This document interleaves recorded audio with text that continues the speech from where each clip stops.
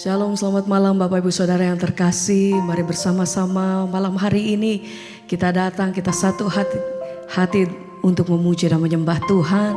Mari bersama, kita satu di dalam doa. Kami bersyukur, terima kasih buat malam hari ini Tuhan. Kami rindu mengalami kasih dan jamahan-Mu Tuhan. Datang dalam hadirat-Mu, menikmati kasih dan baik-Mu. Kami percaya Tuhan, malam hari ini kami terima sukacita yang baru, kekuatan yang baru daripada Engkau. Terima kasih Tuhan.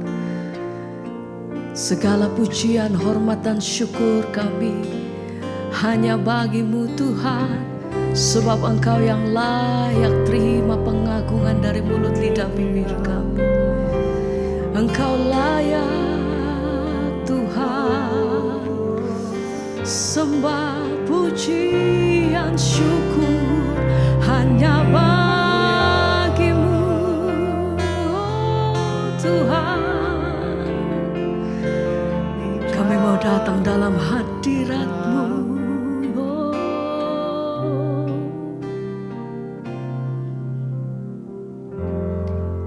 Ku masuk ke hadirat-Mu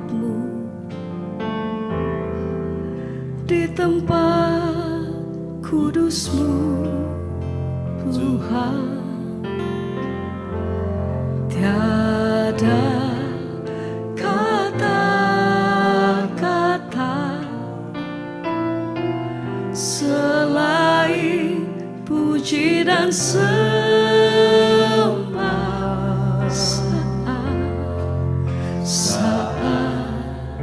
saat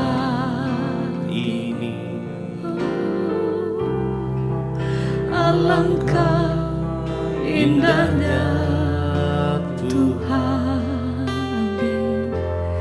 bersama-Mu selalu memuji dan menyembah-Mu. Sembah pujian hormat kami bagi Engkau malam hari ini ya Tuhan.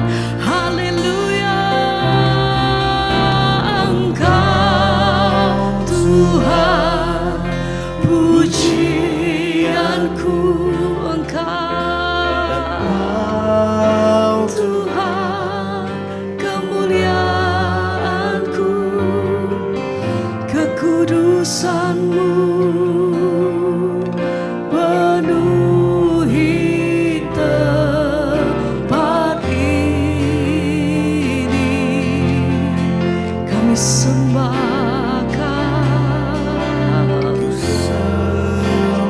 hidup yang kudus Tuhan. Haleluya. Amin. Di kaki-Mu hingga kemuliaan-Mu kan nyata dalamku. Kami sembah Engkau Tuhan, puji. Mari bawa hatimu malam hari ini, bawa sembahmu bagi Tuhan. Ini hati kami ya Bapa, ini pujian kami bagi-Mu Tuhan. Hadirat-Mu penuhi setiap kami dimanapun kami berada saat ini. Dan malam hari ini kasih-Mu yang menguasai setiap kami, lingkupi setiap hati kami dengan jamahan-Mu Tuhan. Kami sembah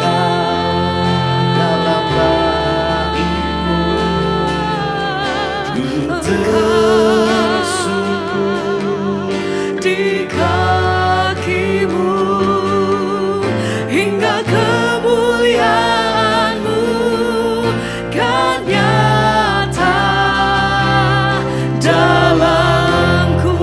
Sembah Engkau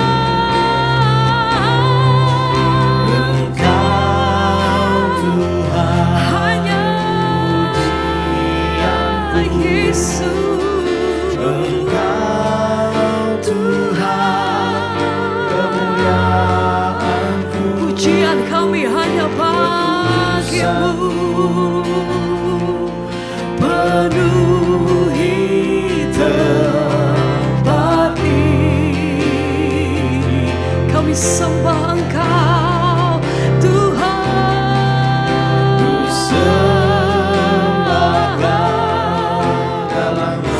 dalam bait-Mu yang kudus kami datang Tuhan, sungguh di kaki-Mu hingga kemuliaan-Mu kan nyata dalamku. Kami sembah Engkau Tuhan.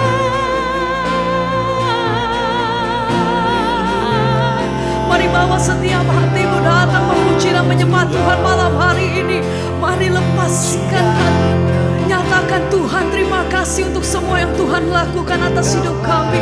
Perbuatan-Mu ajaib, bahkan pertolongan-Mu tidak pernah terlambat atas hidup kami. Sebab itu dengan hati yang penuh kami datang di hadapan Engkau. Segenap hati kami menyatakan Engkau sungguh baik, Kau sangat baik Tuhan.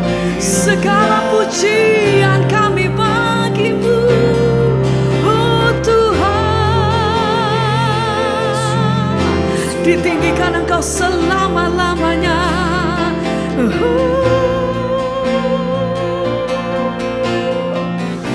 Mari sembah Dia. Engkau Tuhan, amin. Pujianku, sembah pujian bagi kemuliaan-Ku, biar kekudusan-Mu,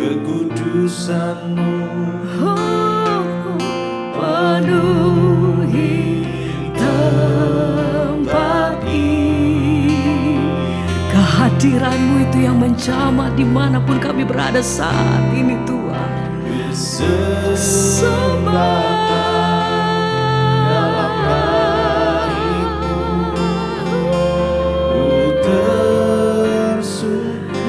kasih Tuhan, sembah kami bagi-Mu, kemuliaan-Mu, amin, dan nyata dalamku.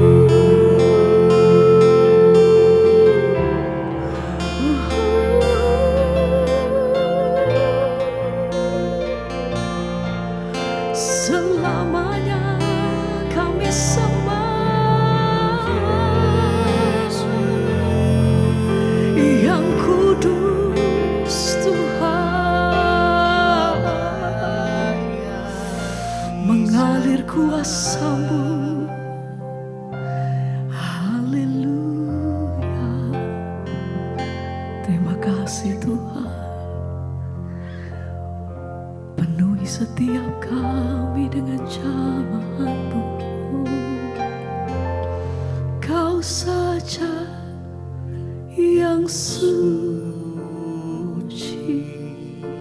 amin. Kau saja yang layak, Kau layak terima glory. Panggil namanya Yesus, Kau Tuhan, sebab Kau saja yang suci, Kau saja yang layak.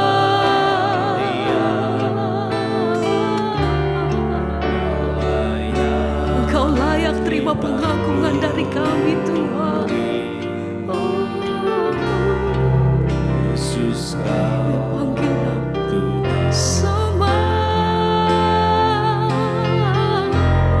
Kau saja yang suci,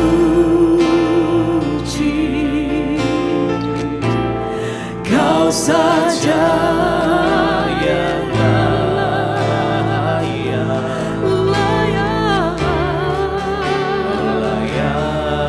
Kau layak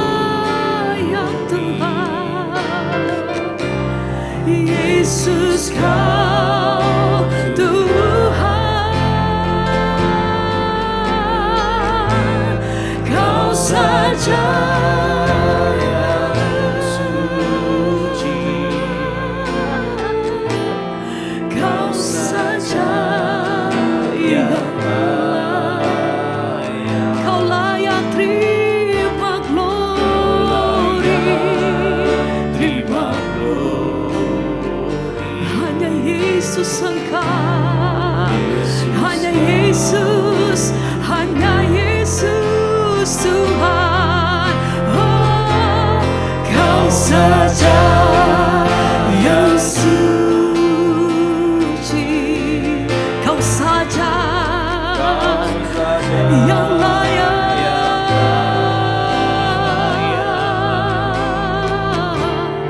Kau layak, Kau layak, Kau layak Tuhan.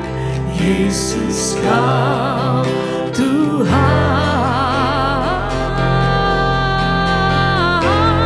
Kau saja yang suci, Kau Tuhan. Kau saja yang Kau layak, Kau layak terima glori. Yesus Kau Tuhan.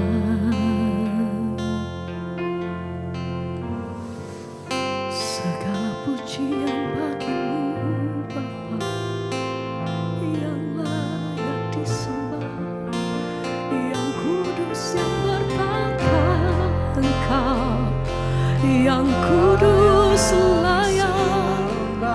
Haleluya. Oh, kami memuji kebesaran-Mu Tuhan.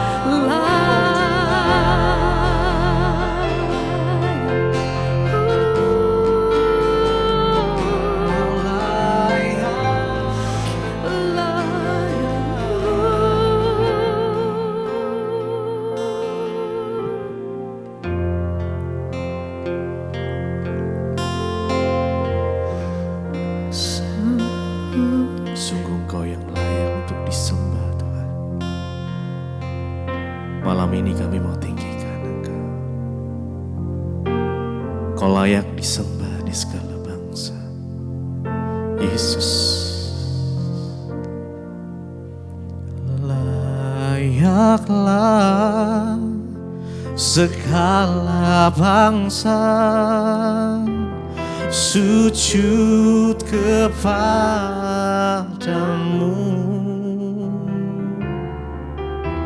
sebab Kau Allah yang kudus, layak disembah. Mari sembah Tuhan saudara. Layaklah segala bangsa sujud kepadamu, sebab Kau Allah yang layak, Allah yang kudus, layak disembah. Layaklah segala bangsa, layaklah segala bangsa sujud kepadamu, sebab Kau Allah yang kudus, layak lebih lagi, layaklah segala bangsa sujud kepadamu,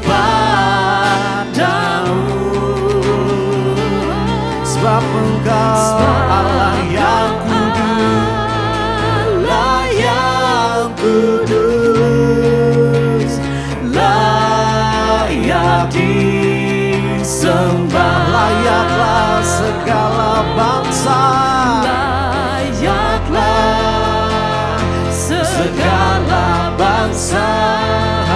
Engkau yang layak disembah Tuhan. Haleluya, haleluya. Sebab Kau Allah yang kudus, layak disembah. layak disembah. Layaklah segala bangsa, segala bangsa sujud kepadamu.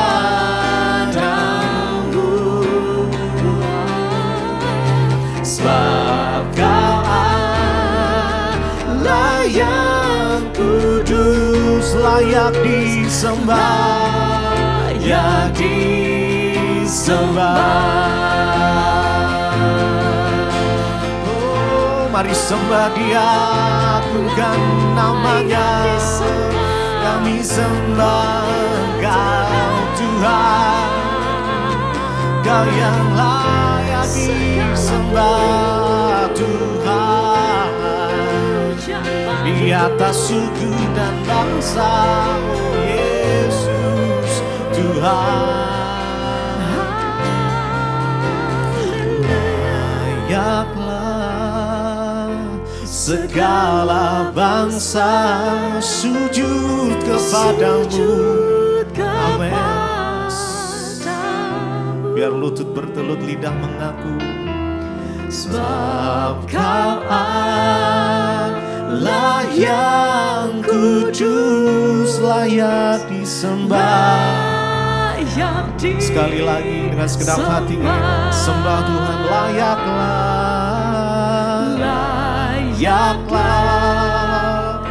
segala bangsa sujud kepadamu. Amin, amin. Haleluya. Sebab Kau Allah yang kudus, layak disembah.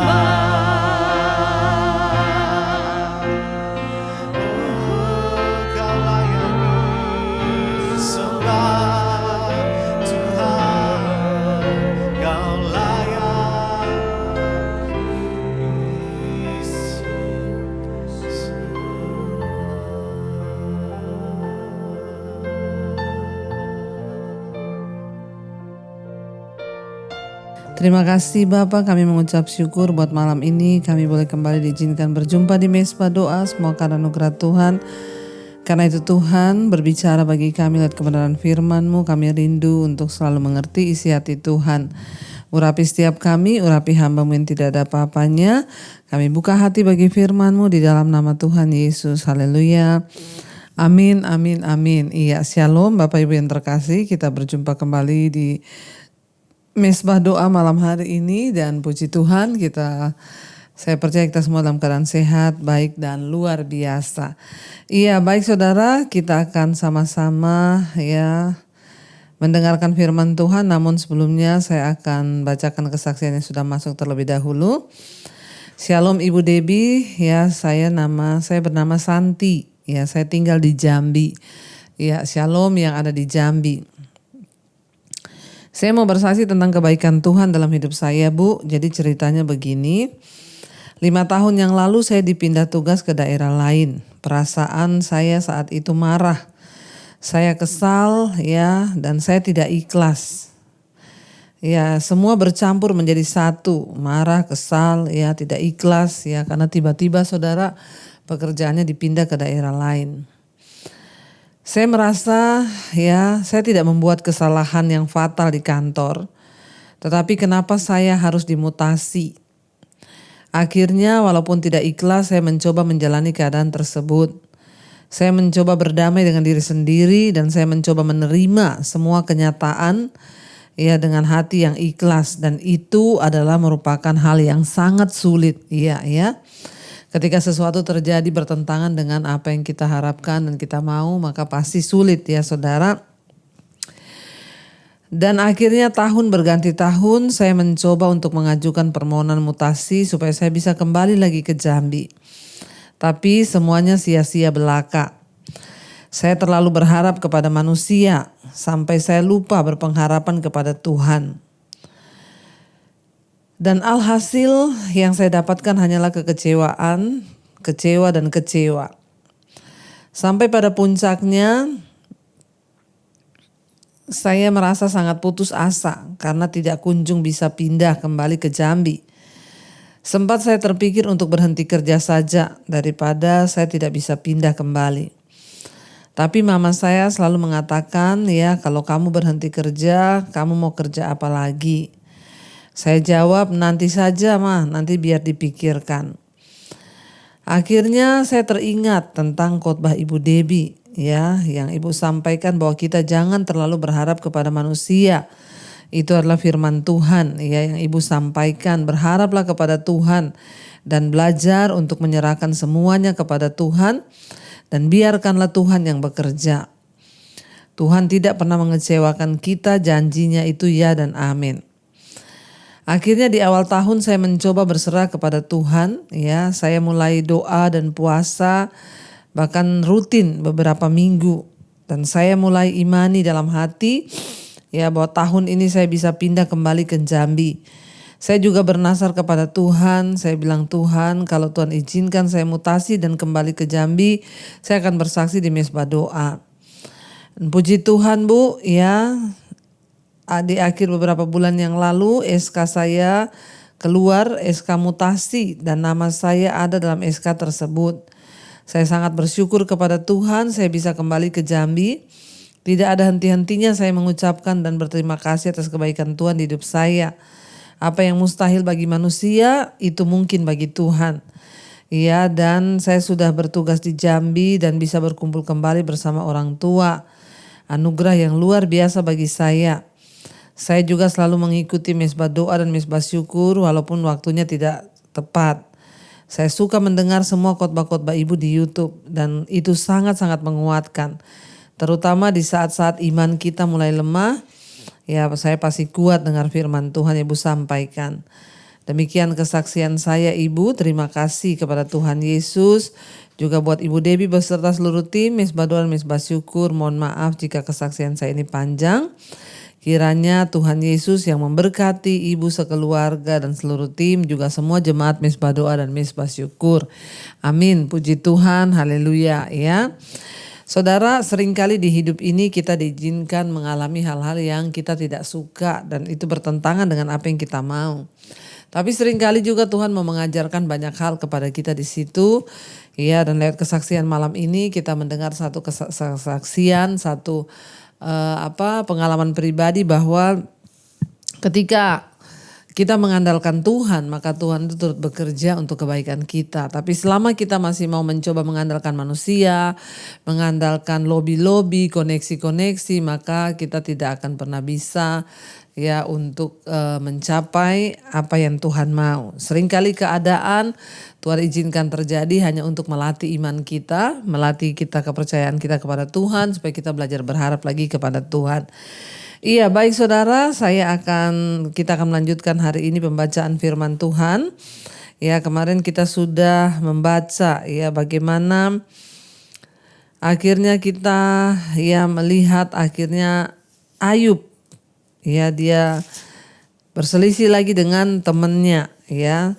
Dia berkata bahwa aku yakin bahwa Allah akan memihak kepadaku. Dan di sana Ayub menyatakan bahwa ya dia mengatakan di dalam dirinya sendiri, tetapi aku tahu bahwa penebusku itu hidup. Dan akhirnya ia bangkit dan dia juga mulai berserah kepada Tuhan. Kita akan melanjutkan sekarang pembacaan kita di Ayub pasal yang ke-20. Ya, pendapat Sofar bahwa sesudah kemujuran sebentar orang fasik akan binasa. Jadi Ayub ini setiap kali dia berbicara begini, ya teman-temannya itu membela, teman-temannya menyanggah lagi dengan menuduh bahwa Ayub itu fasik, Ayub itu berdosa, Ayub itu bersalah dan kena hukuman Tuhan.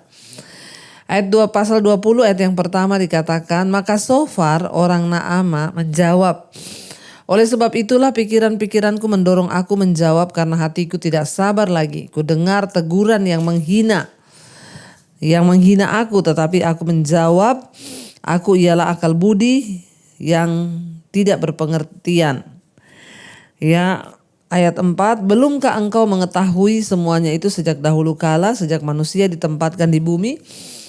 Jadi pada akhirnya sahabat-sahabat Ayub ini hanya menimbulkan pertengkaran dan perbantahan antara Ayub dengan mereka, sebab ya mereka terus menghakimi dan menuduh Ayub berdosa. Ayat yang kelima dikatakan bahwa sorak-sorai orang fasik hanya sebentar saja dan sukacita orang durhaka hanya sekejap mata. Mereka terus menghujani Ayub dan menuduh Ayub ya dengan kata-kata yang menyakitkan ketika Ayub sedang ada dalam persoalan yang sangat berat. Ya, perkataan Sofar sekali lagi menunjukkan asumsinya yang salah karena dia mendasarkan argumennya itu murni kepada ide bahwa Ayub adalah orang munafik yang jahat, orang fasik yang berdosa.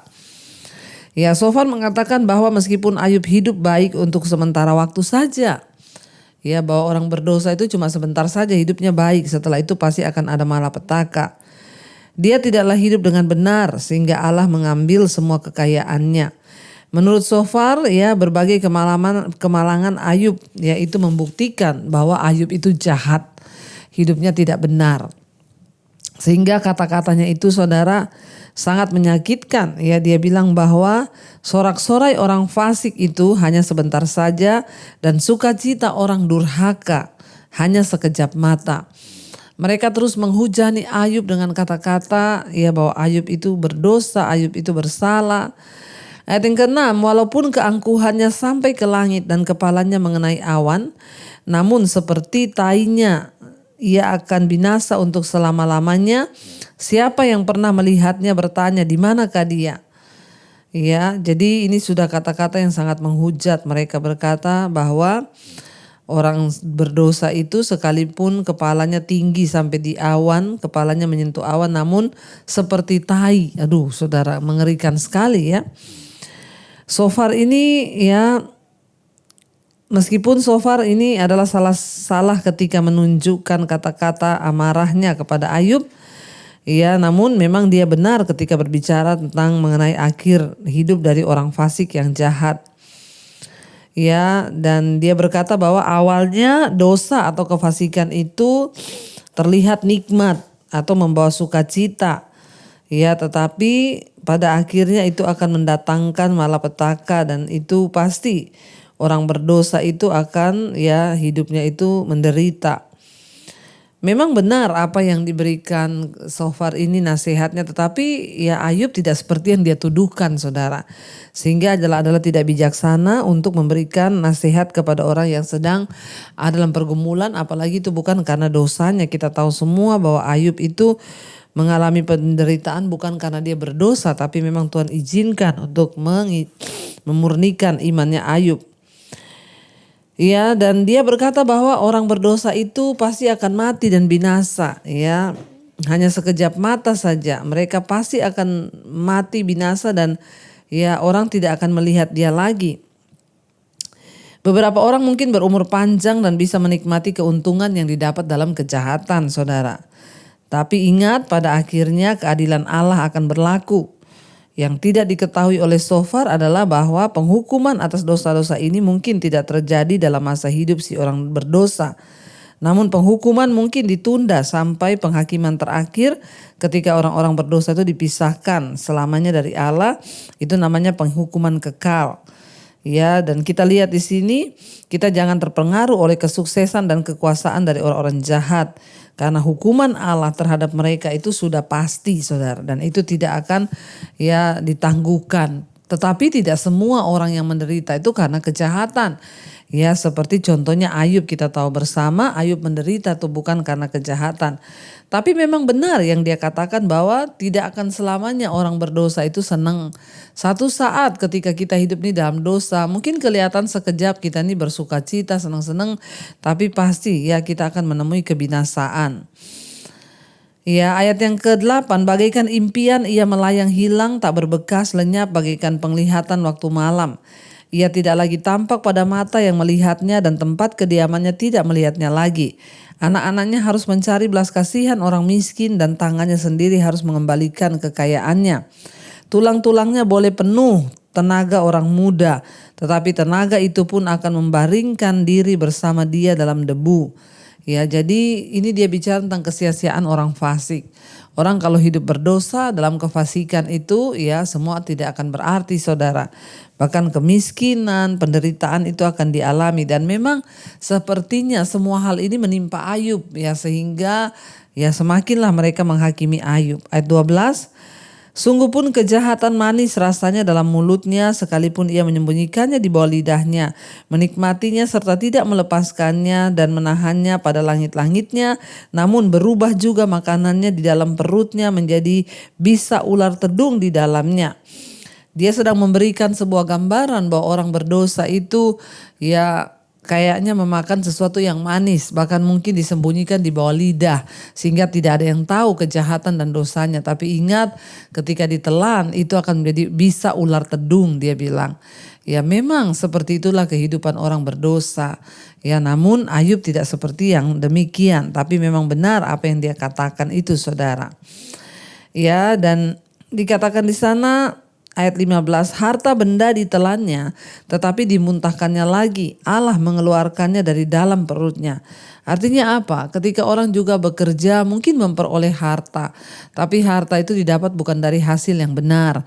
Harta itu didapat dari penipuan atau hasil dari ya melakukan persinahan, kenajisan atau apapun. Maka hati-hati, saudara. Ya, penghasilan yang seperti itu dikatakan ya waktu dimakan kelihatannya manis ya, tetapi akan dimuntahkan lagi karena Allah mengeluarkannya dari dalam perutnya.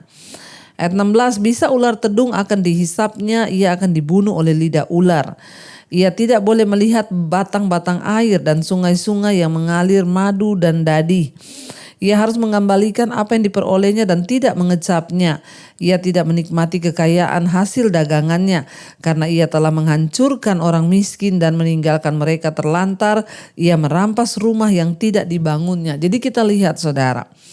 Ya, Shofar ini berkata seolah-olah Ayub melakukan semua hal itu, padahal tidak. Dan memang benar, saudara, dikatakan bahwa orang-orang yang melakukan dosa, yang merampas rumah yang tidak dibangun, hati-hati juga ini bicara tentang warisan. Seringkali ya ketika mau berebut warisan ya dengan serakah, ya dengan rakus, banyak orang itu ingin memperoleh harta yang sebenarnya itu bukan miliknya. Tuh Alkitab berkata hari ini jangan, saudara, percuma kita itu menikmati kekayaan yang sebenarnya bukan milik kita. Bahkan ya sedih hari-hari ini saya melihat berita ada 2 orang tua tidur di emperan toko karena diusir oleh anak kandungnya sebab dia mengambil rumah warisan. Ya, di sini dikatakan hati-hati orang-orang yang merampas rumah yang tidak dibangunnya. Ya, karena Allah itu tidak buta, ya, Allah itu tidak tutup mata, ya. Tetapi Ayub tidak seperti yang dituduhkan sama teman-temannya ini, saudara. Ya, dikatakan sesungguhnya ia tidak mengenal ketenangan dalam batinnya dan ia tidak akan terluput dengan membawa harta bendanya. Orang-orang yang hidup jahat, merampas milik orang, merampas punya orang tua, gila dengan harta warisan, rumah yang tidak dibangun pengen diambil. Ini bicara tentang ketamakan, dosa kerasukan, dosa kerakusan. Ya, mereka itu tidak akan pernah berbahagia dengan apa yang mereka miliki dan tidak ada ketenangan dalam batinnya. Ya, dan dia tidak akan luput dan dia tidak mungkin bisa membawa harta bendanya. Ayat 21, suatu pun tidak luput daripada lahapnya. Itulah sebabnya kemujurannya tidak kekal. Dalam kemewahannya yang berlimpah-limpah ia penuh khawatir. Ia ditimpa kesusahan dengan dahsyatnya. Ada orang-orang yang kaya, saudara, hidup dalam kemewahan, tapi hatinya penuh kekhawatiran, ketakutan, sehingga ya mereka itu tidak ada damai sejahtera, apalagi mau menabur. Ya takut sekali menabur, takut miskin, takut ini, takut ini. Nah, inilah tanda-tanda dari orang-orang yang ya hidupnya itu enggak sungguh-sungguh dengan Tuhan. Hati-hati ya, saudara. Mereka itu hidup dalam kemewahan, tetapi ya kemewahan itu berlimpah-limpah, tapi hatinya penuh khawatir. Ya takut ditimpa kesusahan dengan segala dahsyatnya. Untuk mengisi perutnya, ayat 23, Allah melepaskan ke atasnya murkanya yang menyala-nyala dan menghujankan itu kepadanya sebagai makanannya. Ia dapat meluputkan diri terhadap senjata besi, namun panah tembaga menembus dia. Anak panah itu tercabut dan keluar dari punggungnya, mata panah yang berkilat itu keluar dari empedunya. Ia menjadi ngeri, kegelapan semata-mata tersedia bagi dia, api yang tidak ditiup, ia memakan dia dan menghabiskan apa yang tersisa dalam kemahnya. Kita lihat di sini saudara, Shofar ya sedang menceritakan tentang penghukuman atas dosa-dosa manusia ketika orang itu hidup ya tidak benar di hadapan Tuhan. Ya, dan ini terjadi pada masa hidup si orang berdosa. Penghukuman itu mungkin ya tidak sekarang, tapi di zaman perjanjian lama memang kita melihat orang berdosa langsung dihukum, orang berdosa langsung dihukum. Yang bahaya itu sekarang saudara, di masa perjanjian baru kasih karunia, kayaknya orang berdosa itu mujur-mujur saja. Kayaknya orang yang berdosa itu aman-aman saja hidupnya. Kayaknya orang yang berbuat dosa itu kok semakin makmur. Ya hati-hati. Ya mungkin kita gak dihukum sekarang di dunia ini, tetapi kebinasaan sudah menanti kita. Ya, dan kita akan binasa dalam api neraka. Ya, karena itu ya mari kita selalu introspeksi diri. Ya, kita selalu melihat hari-hari ini orang-orang yang berdosa itu mujur kayaknya hidupnya ya. Tapi hati-hati saudara.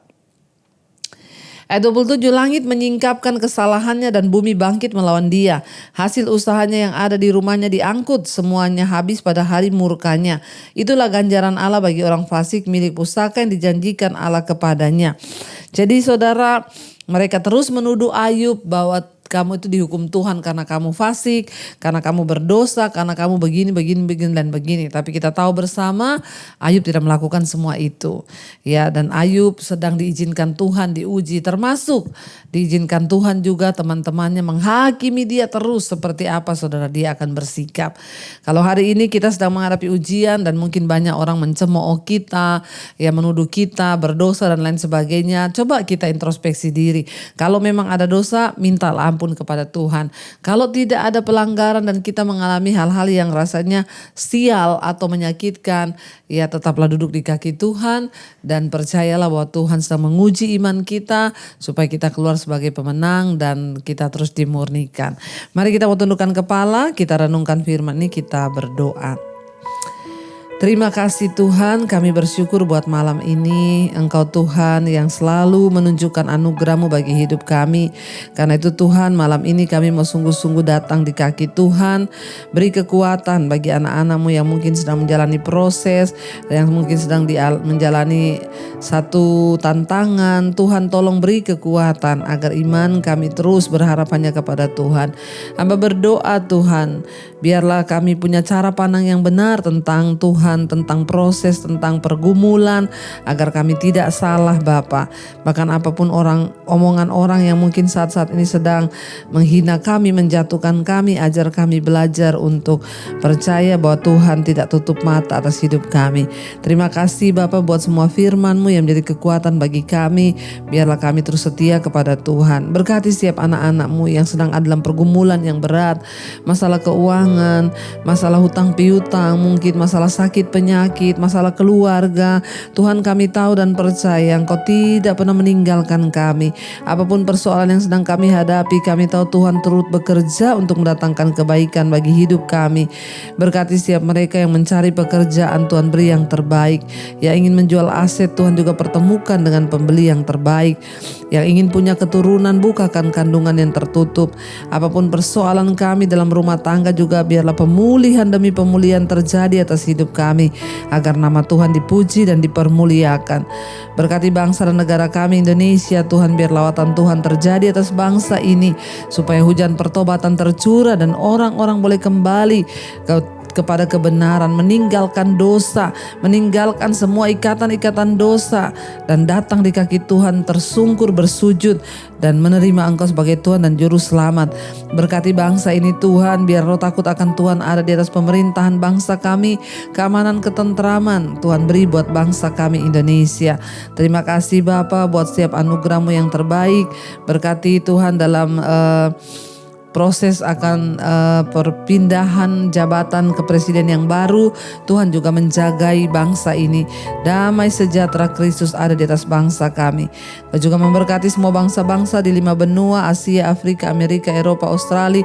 Lawatan Tuhan tercurah, anugerah-Mu tercurah, hujan pertobatan tercurah, semua orang berbalik datang kepada Tuhan.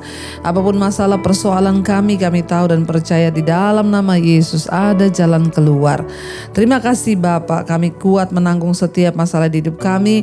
Kami percaya kami adalah pemenang-pemenang dalam kehidupan ini. Karena itu saudara, mari buka hati dan tanganmu. Terimalah kiranya berkat, rahmat, anugerah dari Allah Bapa, cinta kasih dari Tuhan Yesus Kristus, bahkan penyertaan Allah Roh Kudus yang akan terus menyertai hidup kita mulai hari ini bahkan sampai kali yang kedua.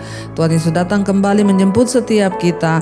Nama kita tercatat di dalam kitab kehidupan. Dalam nama Tuhan Yesus yang percaya diberkati, katakan bersama, amin, amin, amin. Tuhan Yesus memberkati saudara. Shalom dan Immanuel. Kau yang pegang tanganku, Kau yang sentuh hatiku, selamanya ku cinta Kau Yesus, selamanya ku menyembah-Mu. Kau yang pegang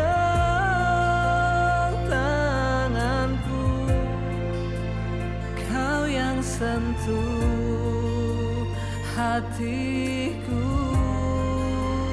selamanya